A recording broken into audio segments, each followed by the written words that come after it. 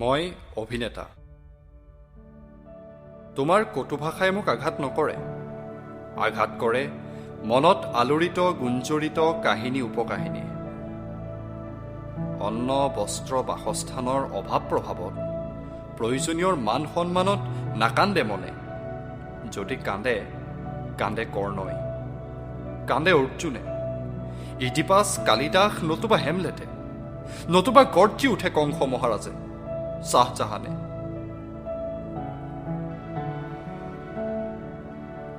কৰবালৈ ওলাওঁতে সুদা পেটে যাব নালাগে, এই কথা মায়ে কয়। সেয়ে পঁইতা ভাত আৰু আলু পিটিকাৰ আশীৰ্বাদত পৰিচালক আৰু প্ৰযোজকৰ সন্মুখত মই দুৰ্দান্ত যুৱক। পেটত গামোচা বন্ধা দিনাখনো ৰজাৰ অনুভূতি নেৰোঁ। আচ্ছা, অভিনেতাবোৰ বাৰু কেনেধৰণৰ হয়? দুটা ভৰি সিহঁতৰ নাথাকে আৰু দুখন হাত? মাটিত সিহঁতে খোজ নাকাঢ়ে নেকি? নতুবা দ্বিতীয় মগজুটো জানো সিহঁতৰ থাকে? নাথাকে বাবেই নাকান্দো। কান্দে ৰোমিঅই, কান্দে মণিমুগ্ধই, নতুবা জংকীয়ে। পুহ মাহত ষ্টেচনত কপে জেক, ভোকত থাকে এলকেমিষ্টজন।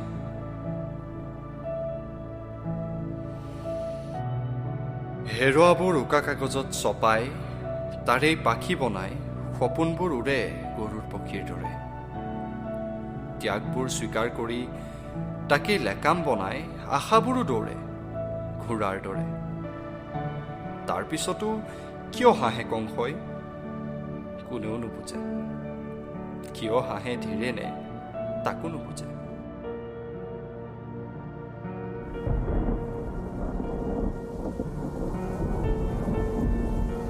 পৰিয়ালটোৱেইতো মোৰ ঘৰ নহয়, অখ্যাত শিল্পীও মোৰ তেজ বঙহৰ। নতুবা বানপানীত উঠি যোৱা ঘৰবোৰ, ডাষ্টবিনৰ পুতেকবোৰ। মই অভিনেতা।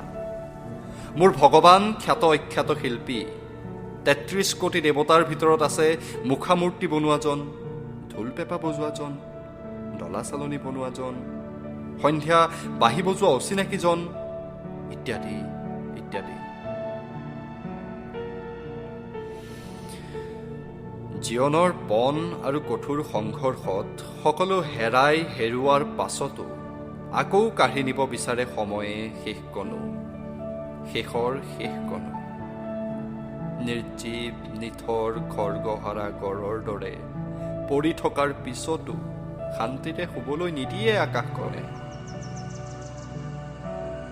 নতুন গজালি মেলে শংকৰ গুৰুৰ হাতেৰে, ভৰত মুনি নতুবা ষ্টেনিস্লাভস্কি, চেখভ, ক্ৰতৱস্কিৰ হাতেৰে, আৰ্ট্ৰৰ হাতেৰে, জ্যোতিৰ হাতেৰে।